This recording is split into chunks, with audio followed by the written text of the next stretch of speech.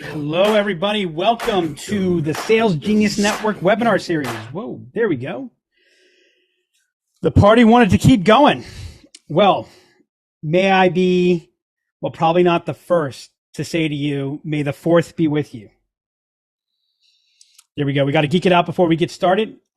Today, I can't tell you how excited I am to share what we're talking about. Giving myself quite the challenge. I'm actually resetting the clock on this. We've got 72 slides that we're going to try to get through today. Over the last 2 years, we have, well, 2+ years, we have been involved in implementing more than 100 CRM implementations of various size, sorts, levels of complexity, marketing organizations, sales organizations, service organizations. And well, when you've done something 100 times, you learn a few things. By the way, you learn things up to like this morning. Literally, this deck was not done until about 65 minutes ago. So this is the latest, the freshest insights that we have. We're focused on one thing and one thing only today, and that is how can we generate greater adoption and, more importantly, utilization from our CRM, from the investments that we make in our CRM. Now, I want to be clear before I get into the details, what this program is not. This is not a detailed how to use a CRM. This is not a detailed or even a non-detailed how to set up your CRM. What I want to do today is I want to frame the conversation. I want to frame the thought process. Whether you're looking at or considering a new CRM, a new set of central tech applications, or you're just trying to figure out how to get more from the systems that you already have in place, I want to frame the conversation. I want to frame the thought process so that A, you can ask the right questions. And by the way, if you remember one thing from today, please remember this. If you're thinking about implementing a new system, stop looking for the person or the people who give you the quote unquote right answers or the best answers. Start off by finding the people that are going to ask you better questions. The single biggest mistake that I see made in implementing any strategy or any tactic is the quality of questions that the people ask themselves before they implement. I'll get out of that rabbit hole. I want to frame the conversation so that you can ask the right questions, lay out the right path, lay out the right plan. And I want to give you a tool at the end of something that you can begin to use right away to get more from your systems. Now, I will also share candidly, I had to take out some of our first action content because we just had too much to share. So the good news is in the follow-up materials that we'll be sharing, I'll be adding a special section on first actions with additional tools and resources. Alrighty, that's the disclaimers. We got 71 slides more to go. Let's start off and talk about why does it matter. Now, I'm going to get into the details of why investments in CRM matter. I'm seeing I have a question in here. I'm going to try to respond to questions as best I can. And this is a fair question to answer. In the intro used, I have the statement that 80% of CRM projects fail. Do I have a source for this? So technically, it's depending upon who you look at, what you look at. It's 50 to 80% of CRM projects fail. The 80% number comes from CSO. Forrester has the number at about 60 to 70%. Gartner has the number at about 67 to 75%. So there are a number of sources around there. Anybody that wants to know more about that, feel free to send me an email afterwards, and I'll put that source material together. I've seen in a conservative sense, it's as little as 50%. The question that I would ask is your CRM, is your investment in technology driving the outcomes that you're seeking? And I think when you look at it through that lens, and by the way, I'll be sharing some data from Gartner in a minute on that point as well. So again, let's get back to why this matters. And again, not just the impact on CRM, but kind of the whole strategic take of what I'm going to be talking about today. And the reason that it matters is when you look at the difference between the organizations that are the best, and in this research study from Aberdeen, it basically breaks the entire survey base into three groups: best in class, that's the top 20%, industry average. That's the next chunk of 50%. And then the laggards is the bottom 30%. Look at the difference. Forget the difference between the laggards and the best. Look at the difference between best in class and average from a standpoint of team attainment of sales quota, individual rep attainment. But when you look at the things that really make a difference to the organization, percentage of companies seeing improvements in the sales cycle, and year over year improvement versus worsening of the sales cycle. Only the best in class are seeing improvements in their sales cycles. And here's the thing that I've learned. It's not because of strategy. It's not because of people. I've learned that there is a chasm that exists between the strategy of an organization and the execution that it experiences, between the intent of an initiative and the results that it gets. Why does this chasm exist? Well, I could do an entire webinar on why the chasm exists. I'm going to hit on some of the key points today, but primarily the reason is that strategy and intent versus execution and results, that they operate in different rhythms. They speak different languages. And the difficulty is in the underlying structure of how we're implementing and how we're executing. We've got two aspects of our organization that don't speak the same language. They don't feed back on each other. See, strategy and intent, that's done in clean environments. Everything is pure at that level. Everything is possible. Whereas at execution, everything is always changing. And when we're working in complex ecosystems like any go-to-market effort, once something changes, everything changes. And there's no place that you can see this chasm, in my experience, more acutely than when it comes to the investment that companies are making in their technology. According to Gartner, companies are spending, on average, about $5,000 more per rep per year than they were spending just a few years ago. By the way, if we were to look at it just a few years ago, it would have been several $1,000s more than the years before that. And when you look at the underlying outcomes, what you see is that sales conversion rates continue to decline. We're spending more. Think about this. Why do we invest in technology? Well, we invest in technology for efficiency. We invest in technology to be able to do more with less. We invest in technology for enablement. Yet, cost of customer acquisition continues to go up. Cost of growth continues to go up. Sales cycles continue to lengthen. Why are CRM implementations failing? And the answer is actually quite simple. We got Thomas who's asking really good questions here. Thomas, spending more per rep, same or higher number of reps, or is that number going down? The number is not going down. Man, Thomas, you're giving me a whole bunch of content for future webinars. Despite years of predictions that 1 million or more salespeople will no longer be in business, today there are more people in sales roles than ever before. You got it, Thomas. We'll do one together. There are more people in sales roles than ever before. If you take a look at sales headcounts, they're increasing. Take a look at marketing headcounts, they're increasing. Look at the number one barrier that most growth companies are talking about, the ability to hire talent. We are seeing increased headcount. We're seeing increased spend per headcount, and we're still seeing that deterioration. Why? Why are CRM implementations failing? The answer is quite simple. Now, there's a whole lot of complexity behind the answer, but the reason is inadvertently we're building Frankenstein systems. And the reason for that is that we're jumping to the technology as the solution.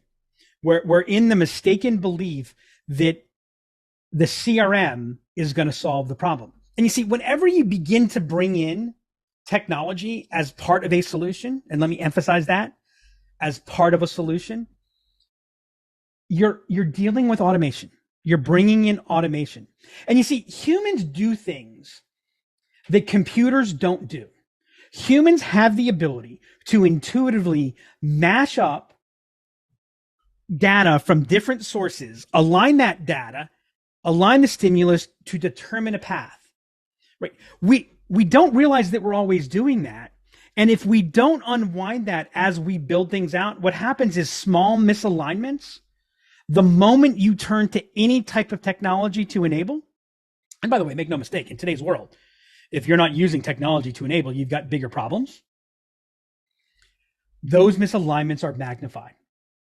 And small points of friction that cause humans to bog down, and make no mistake about it, has tremendously negative impacts on productivity, creates tremendous drag on growth. Well, those friction points actually get misaligned. So they get magnified. And what happens there is you now operate in a kind of two application systems environment. The adoption element, which tends to be more enforced than otherwise, and the non-adoption element. And so what you end up having is partial data, partial picture. You see, your CRM is only going to produce the value to the level of utilization. CRM is only as good as its data, and its data is only as good as its inputs, and its inputs are only as good as its utilization. And that underlying utilization is based on its configuration. And so if you don't account for this early on, it creates lots of problems.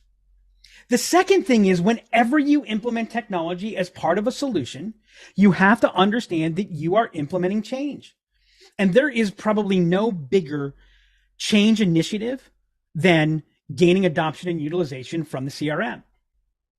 Right? One of the problems, and I'm going to get to this in a little bit, is we view the CRM problem as a technology problem, not as a people, performance, adoption, and utilization problem. And so what we end up doing is we end up trying to change too much too fast. We try to fix everything in one step. And that's where the whirlwind comes in. We've all got a day job. Inertia is a really, really powerful force. If you're not accounting for inertia, your investment in CRM is not going to pay off. The third area, the third major cause, is differences between the theory of how things work. And I've seen beautifully designed systems. The design is excellent. That is how it should work. But you can't get out of the fact that it's not how it works. You see, humans are dynamic creatures. That's a feature of our system. It's not a bug. And when we don't account for that variation, and further, that we don't account for the fact that what is right today isn't as right tomorrow, and that when you fix one thing, it is in another sense breaking something else, realizing that we're in that dynamic environment, you get this clash between the design and the actual experience. To quote the great philosopher Mike Tyson, everyone's got a plan until they get punched in the nose. You see, the Frankenstein systems that we're building have less to do with the exterior of what we're doing than it is about bad plumbing. Why are CRMs not driving and delivering on the promise? Why is technology overall not delivering on its underlying promise? The reason is bad plumbing. It's not bad strategy. It's not bad people. It's not even bad execution. It's the underlying plumbing that enables your teams, your systems, your people to operate in a lower friction, higher lift environment.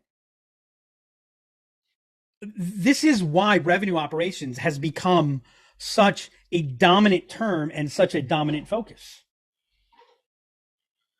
Companies that don't account for these things are seeing slower levels of growth, drags on profitability, higher customer acquisition costs, and they're generating lead volumes at volumes that we could only have dreamed of 5 or 10 years ago, yet it's still not fully translating to the bottom line.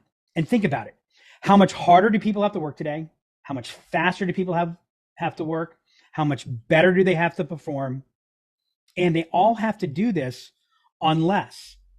You see, when it comes to implementing, when it comes to driving real growth, real sustainable, scalable growth, I'm going to quote General Omar Bradley, who has one of my favorite all-time quotes. Amateurs talk strategy, professionals talk logistics. Let me put this in another form. Something that we identified, because what everybody wants, and the reason that we want to use technology, the fundamental promise of good CRM is the ability to make execution more effortless, to make it easier to do all of the things that we have to do. But we need to account for what we call the inverse friction principle if that's the outcome that we want. And the inverse friction principle says that the ease or effortlessness of a user's experience is going to have an inverse relationship to the complexity that was involved in designing the system that makes the experience so easy or effortless. You see, we're mistaking simple execution with simple configuration. The reason that your technology is not delivering on its promise is the underlying configuration. And what we're going to address today is the key causes of that poor configuration and give you the guide to enable you to reduce the stress of implementation. You see, we spent so much time focusing on implementation, but we didn't spend the time in the pre-implementation phase to make the implementation effortless. So we have low stress configurations, relatively speaking, that deliver high stress implementations. And that's why I'd imagine we live by the prime directive whenever we're implementing any form of technology. And that is that the business process must drive the technology. The technology should never dictate the business process. And let me tell you, the magic superpower of CRM is it finds its way in the driver's seat. Now, I share this directive. I've shared it with hundreds of companies and everybody. I haven't had a single person who hasn't said, yep, absolutely. I agree with it 100%. We need to understand the consequence of that though. Right? The reason that your technology, the reason that your CRM is not delivering on the results that you want, if it's not delivering on those desired results, is because the underlying business process isn't clearly defined, configured, or articulated. Want to fix the technology? Fix the underlying business process. If you don't have clear business process, be aware of that and account for that in your implementation so that you can be enabling and improving the business process ahead of enabling and improving the technology implementation. Now, let me share with you the 5 signs that when I see it or hear it, I know that there's going to be a major CRM issue. Frankly, there's going to be a major tech issue whenever I see one of these 5 signs. Here's the first one, and I have to tell you, it's kind of my favorite one. What is CRM? I mean, I honestly don't know what it is anymore. I understand it stands for customer relationship management. I understand it's a customer relationship management database. But take a look and do a search on CRM. Take a look at the top 10 providers of CRM. Are they all talking about the same thing? You see, we need to understand that a CRM is actually really basic, especially in today's world. A CRM is, let me say, and actually not every CRM is a multi-object relational database, but a good CRM is a multi-object, more on that later, relational database. Right? That's all it is. It's a database. Now, there's reporting that we want from that. Okay, that's great. That's reporting. That's not CRM. There's sales enablement. Maybe we want to do outreach. Maybe we want to record calls. Maybe we want to manage chat. Maybe we want to automate certain elements of business flow. Okay. You see, you have to define what CRM is before you can be confident that you've made the right decision about the CRM that you have, that you've made the right decisions about the uses of the CRM, how it's configured, and so forth. So the first mistake, the first early sign of failure is when we talk about CRM in a generic sense and we don't operationalize and define what are the jobs that the CRM needs to get done. More on that in a minute. Okay, that's my favorite. This is my second favorite. How about that? I didn't realize I was doing this in the hierarchy of my favorites, but these are the 4 most dangerous words of CRM implementation. As a matter of fact, I hear them constantly, and once I hear them, I go, okay, we've got some trouble. Anybody curious what they are? All we need is. Look, we don't really have anything right now. All we need is something to store the contacts and companies and situations so that everybody knows what they're doing, or so everybody knows what's there. If that's all you need it, then, well, candidly, you're probably not listening to this webinar or watching it. And you shouldn't pay for a CRM because there's plenty of free options out there that will store all the data that you want to store. But here's what we know. If all we needed to do was store the data, the CRM problem would have been solved decades ago. And let me tell you, I go back to the 1980s. I used CRM in the 1980s. I'm talking about Act for DOS. Most of you probably don't even know what that is. There have been no shortages of systems that will store your data. You see, the reason that these are the four most dangerous words is because when you bring those words up, at best, you're defining the problem as a technology issue or a technology problem. You start defining the technology requirements. You see, whatever you call the problem, if you call it a CRM problem, then you'll solve the CRM. But again, all a CRM is a robust database. That's just latent data. That's easy. How you name the problem is the problem that you're going to solve. And what we need to understand is we don't have a CRM problem. We have an adoption and utilization problem. We need to think of it through the lens of what are the requirements to get the adoption and utilization so that the jobs that need to be done get done. The next early sign is you're looking to buy CRM. You're looking to buy technology. If that's what you're looking for, you're likely not going to get the job done because you fail to clearly define the job. Don't buy technology, hire technology. And then here's the last one. The last early warning sign. Understand that the implementation of CRM, that CRM from a strategic, from an execution standpoint, CRM is a business performance issue. The CRM needs to be owned by the business unit, not the IT department. And I mean no offense to my friends in IT. And I've made a lot of friends with IT. IT absolutely, positively needs to be a part of the process. CRM is absolutely a piece of the IT infrastructure. No question about that. But IT is responsible for ensuring that the technology components are taken care of. IT is not responsible for setting the stage. IT is not responsible for setting the business process.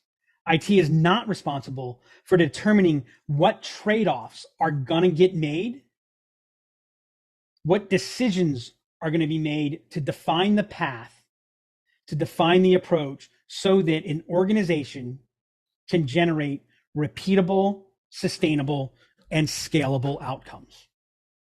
See, when you realize that CRM is a strategic initiative and you define the framework that you're going to implement that CRM in, you'll be able to make much better decisions about CRM. Now, we've got other content. If you'd like to get more details on the revenue acceleration framework, let us know. Happy to share the video with you.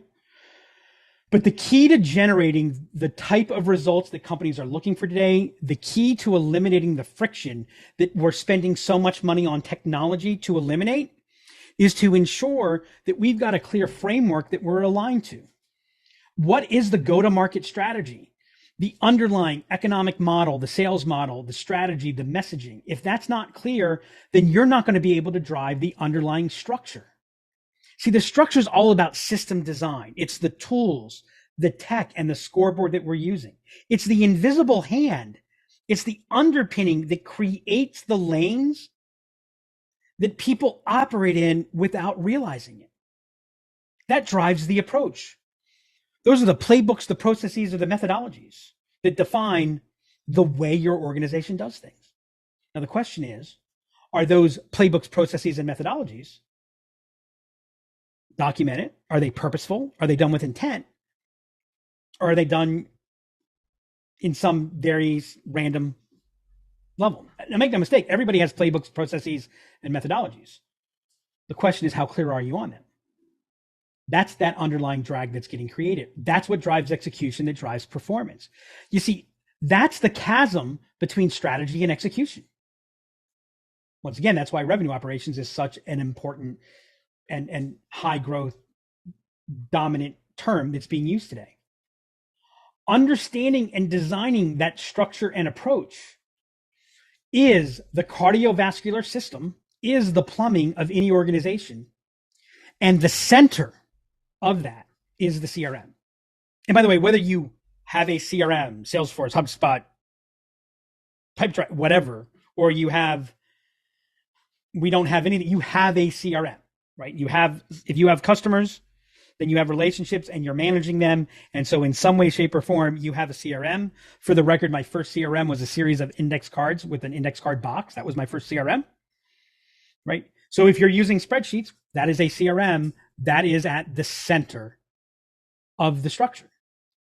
The challenge that we have, and the reason that CRM is so important today, is because we need a sophisticated, robust tool to enable the types of business processes and the plumbing that's necessary for any company once it's gotten beyond, micro to, very small status to be able to sustain growth. Let's talk about how do we overcome the barriers to CRM adoption and utilization. And what you're going to see is that there are 5 critical success factors to overcoming those barriers: the platform decision, the underlying system design, the data architecture, how easy is it to use, there's a twist on that, and then the CRM launch and relaunch. Let's get into number 1. The very first decision that you have to make when you're dealing with CRM is what's the platform decision that you're going to make. And in my experience, very few people think about the platform decision before they think about the CRM. And most don't even think about the platform decision after they've made the decision for their CRM. The greatest example of platform and platform decision is Android versus iOS. And this is not to say that some CRM are Android and some CRM are iOS. No, that's not it at all. What I'm saying here is that when you're considering using or buying a smartphone, today you make a very simple decision. Well, you make a very important decision. I don't know how simple it is, before anything else matters. And that decision is, am I going to use an Android system or an iOS system? Am I going to go Apple or something else? And when we make that decision, 100 other decisions are made. Probably even more than that. A series of trade-offs are determined. With Android, I'm going to have more flexibility. With iOS, I'm going to have more security. With Android, I'm going to be able to do things different ways. I'm going to be custom. With iOS, it's going to be more intuitive. It's going to be simpler.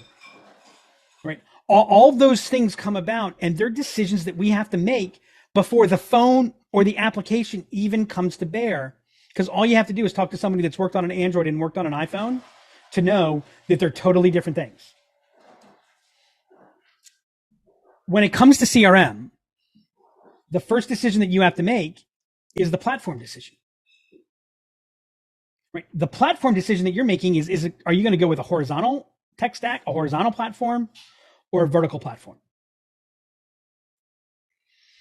The horizontal platform is multiple tools working in parallel to each other. I've got my CRM, I've got my marketing automation, I've got my service success, and I've got a series of other applications. This involves multiple databases, multiple configurations, has the opportunity to go to a best-in-class element, but it becomes a much more complex and complicated set of tools that have to be managed and have to be orchestrated.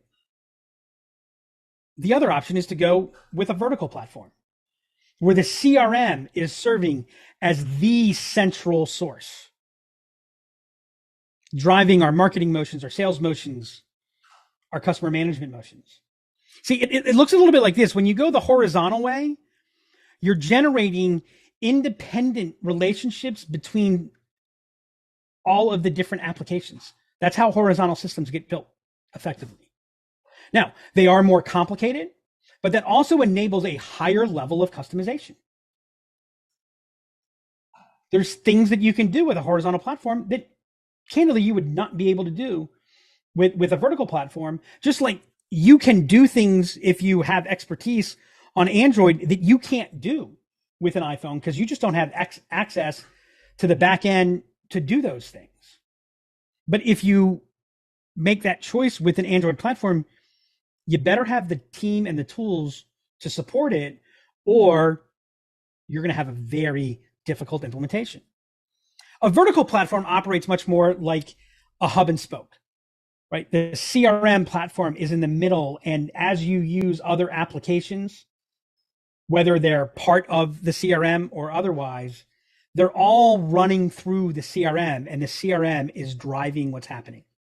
Right? At a top line level, it looks like this. Horizontal is going to be IT centric. To be able to manage a horizontal platform well, you're going to need heavy involvement from IT. A vertical platform frees up. It's more business use centric. On a horizontal platform, you're building on the CRM. With a vertical platform, you're working in the CRM. Horizontal is a much more custom. You're going to go horizontal when you need highly customized designs, highly customized implementations. With a vertical platform, it's going to be much more configured. It can feel very custom, but there's a difference. Horizontal is going to be complicated, and it has the advantages and disadvantages of that. Vertical streamline.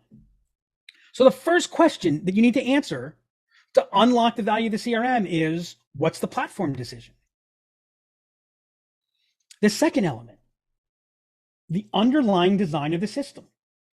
Understand the role that friction plays, and understand there is no such thing as eliminating all friction. So you need to decide, where does the friction belong? To utilize the CRM effectively, we want to be increasing the force, all the activities that we're doing on one side, while we're utilizing the CRM and the support areas around the CRM to reduce the friction. Let's talk about what that really means. Every organization, sales, service, marketing, operations, etc., every organization falls into a dynamic like this, right? We have our front stage activities, our backstage activities, and our behind the scenes activities. The front stage is where we're working with the customer. It's what they see. And from a CRM and especially sales perspective, this is about winning the business. This is about expanding the business. This is deals, opportunities. This is the front office. But realize, nothing happens here if the backstage isn't working. And if the support areas for the backstage aren't designed correctly. One of the things that I've noticed is front stage friction for sales and service organizations accounts for about 30% of the friction, but it gets about 70 to 80% of the attention. The vast majority of friction that really slows us down is where the front stage interacts with the backstage and then the elements that support that backstage. This is where salespeople get bogged down. This is where service teams get bogged down. The communication between those other various areas. And by the way, in some cases, depending upon what's going on, a service organization serves both a front stage element, but also serves a backstage element to the sales team, right? Accounting for that is crucial to design the system that your people are going to operate in. System design is about managing the ongoing process of making trade-offs. Yes, trade-offs. There are no right decisions. There are advantages and disadvantages in making the choice of what you want them to be and accounting for change as things change. The ongoing process of making the trade-offs and adjustments necessary to align our vectors to maximize value creation, meet objectives within the constraints that exist. This is why I love revenue operations so much, because we are flying airplanes at high velocities, doing acrobatics while we're changing the engine, the fuel lines, and everything else. We've got to be running at full speed while we continue to design, iterate, and improve the system. That's why the discipline of system design is the key area for the future of any growth business. There's 4 components to system design. It starts off with empathy. Do you have a comprehensive, holistic understanding of the situation, the inputs, the stakeholders, and the objectives? Far too often we see problem, we see friction, and we go, oh, here's the problem. Let's change this to fix that, to do that. And we never take into account what's causing the friction. How does changing this, how does fixing this maybe break something else? From the empathize phase, we move to the hypothesize phase. This is divergent thinking. This is breaking everything about generating a series of problems and solution theories to review and test. Analyze, digging into those elements, doing root cause analysis, determining where's the cause of this happening upstream, what's the impact of it downstream, so that we can synthesize. That's the convergent thinking that brings this together so that we can execute effortlessly. You see, if you don't have good system design going on, then what's happening is there's constant task switching. There's constant stop, start, stop, start, stop, start. We don't even realize it. Right? Understand that has to happen going against three areas of trade-off: the feasibility, the viability, and the desirability. How hard will it be? How sustainable will it be? How disruptive will it be? Now, I'm going to hit on what I think is likely a somewhat controversial point, and that really gets into, in my experience, the real reason that CRM oftentimes starts off with a positive impact. It begins to unlock productivity, and then it goes into a quagmire. And that is the failure to realize and accept that utilization is a strategic process. And what utilization means, what strategy means, is that you're making choices. And choices involves yeses and nos. What is the trade-off that we're going to make? Understanding, mapping, and designing those elements, that is the difference for sustained success or not. And that means you've got to stop talking about CRM. You've got to stop talking about technology. You've got to stop talking about applications.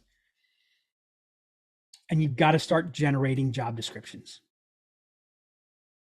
What's the job to be done?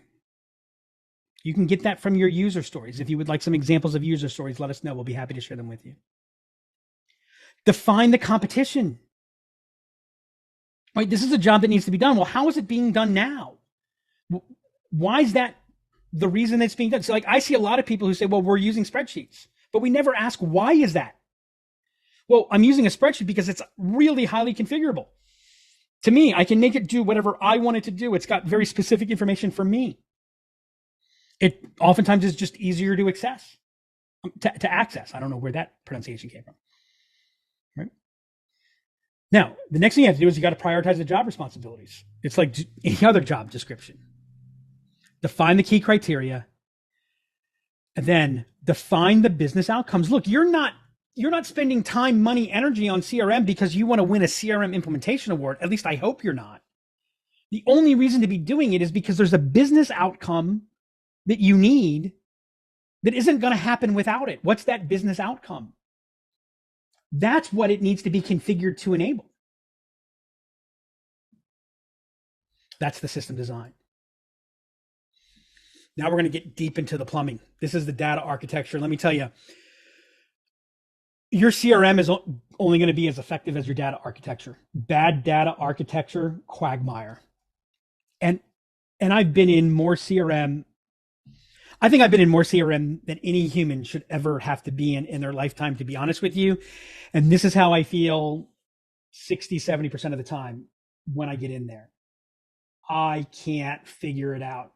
And when I watch and interview and talk with reps, service agents, marketers, executives, what I find is they can't figure it out either.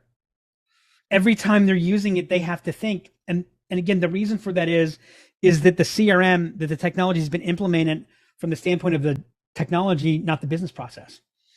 So this is like, I don't even know if I could call this 101, because if there's any database nerds out there or data architecture nerds, I'm going to make your head hurt, because this is technically probably not accurate, but functionally it'll get the point across. You need to understand the difference between objects and fields and properties. An object relates to the entity.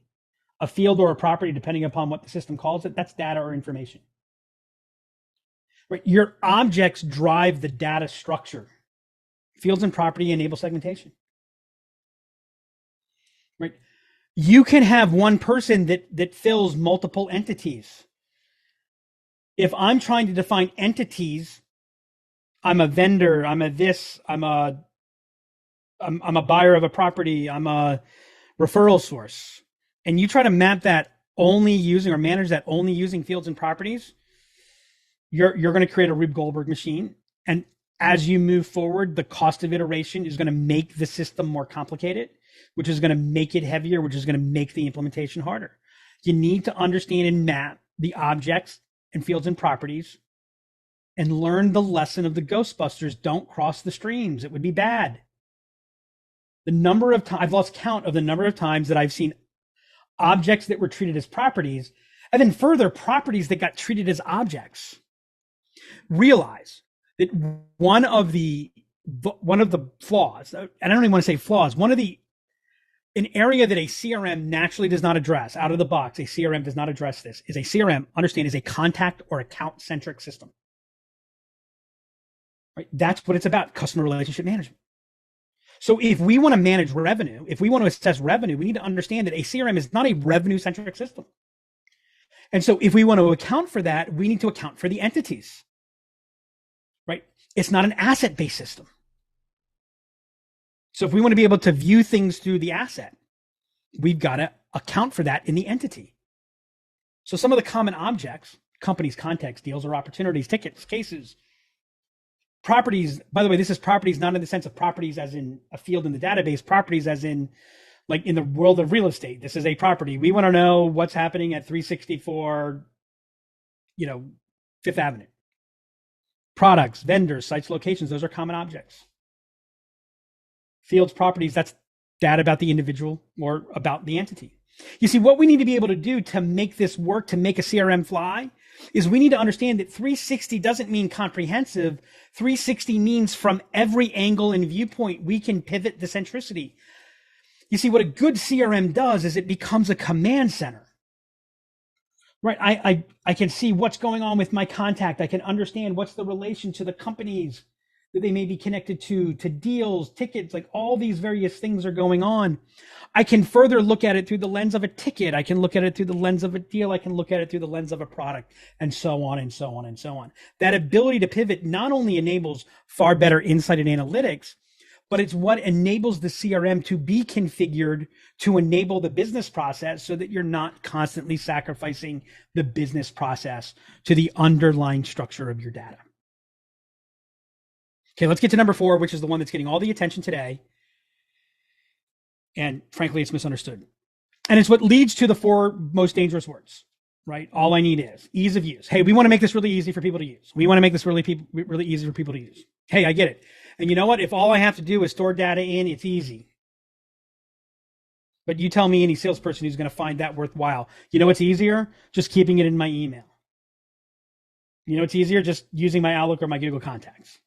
See, it's not just that it has to have ease of use. The juice has to be worth the squeeze.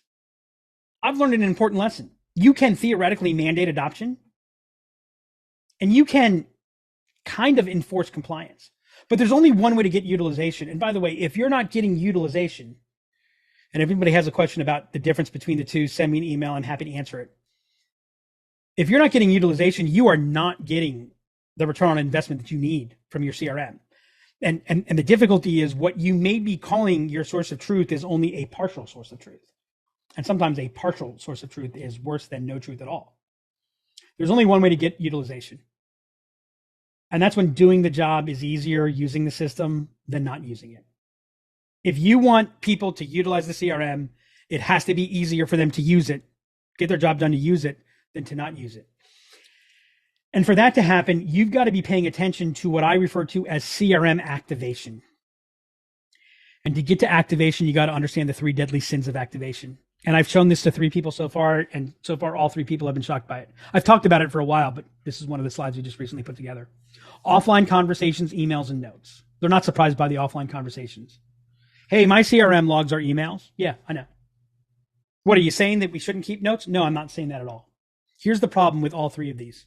They represent latent data. What does that mean? It means it might be there, but not everybody has access to it. And you can only find it if you look for it. You can't really activate it. And so it just becomes a hornet's nest. You've got to get the data into an active status, and you've got to do it in a way that makes it easy. So how do you do that? You solve for the deadly sins. Number one, a single interface. If your reps are working from multiple applications, it's going to be a drag on utilization. Now, I realize sometimes you have no choice but to do that. Every time a rep has to switch applications, utilization half-life drops by 1. Now, if you're using a horizontal system, then what you have is highly specialized roles where each role should have a primary interface that is where they do the vast majority of work, right? But one of the best ways to generate greater activation is to simplify the interface. The second thing, how do you get adoption without use? Generate adoption without use. What does that mean?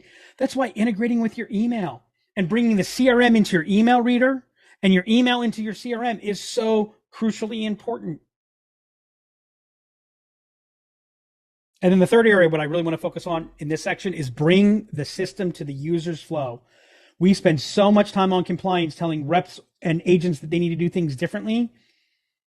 We need to bring it to them in alignment with the underlying business process that we have. Now, we've got webinars on designing and developing business process, but the number one thing is if you do not map the business process, and these are parts of business process that we map, to understand what is the real flow that's happening, then you are not going to be able to actually make it easy.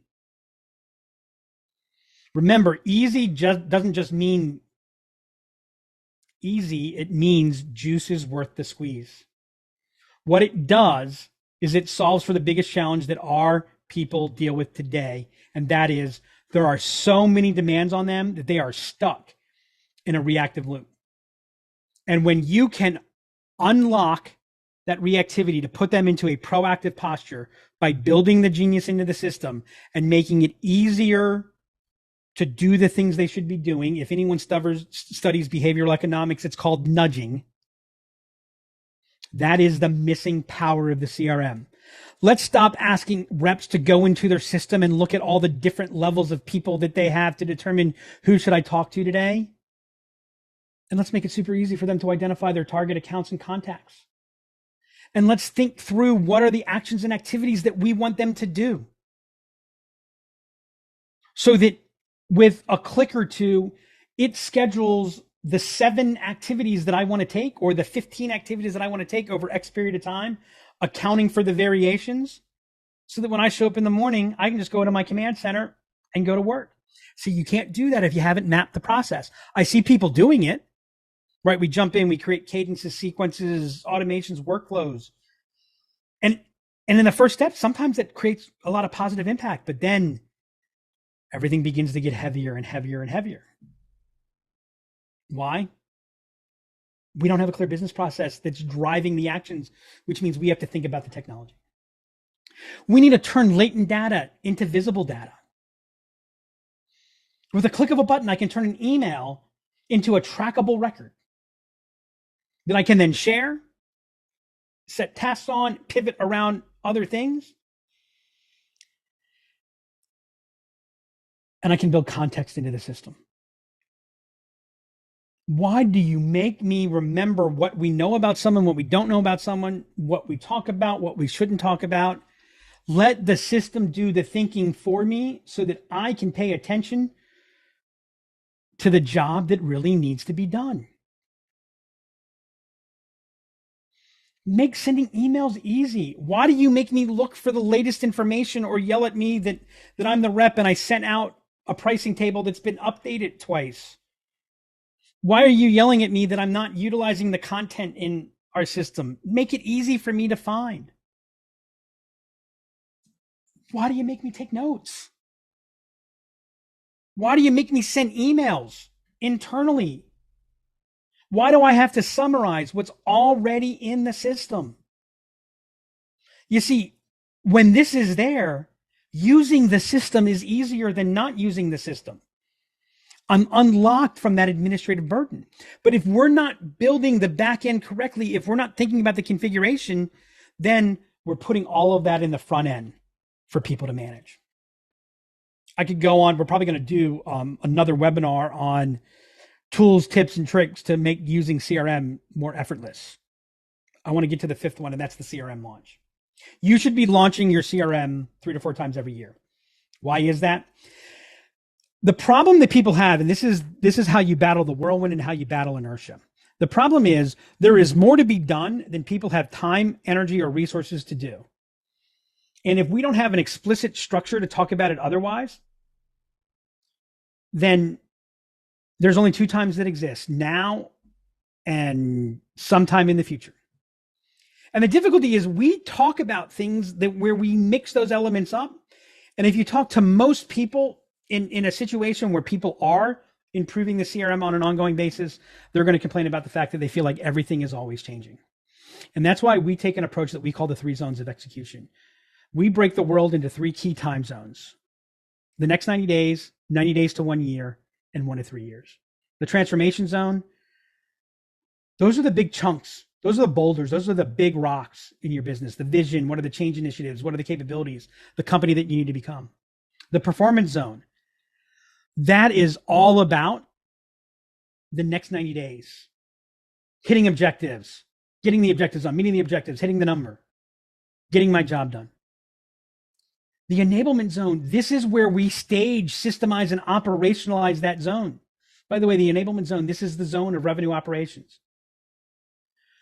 You should be thinking 2, 3, even 4 performance zones in the future, beginning to stage. What are we doing next? What's going to follow that, so that your implementers, and by the way, for small companies, we play both roles. When I'm implementing, I'm in a clear system, and then I'm staging the next thing, and it's an ongoing implementation.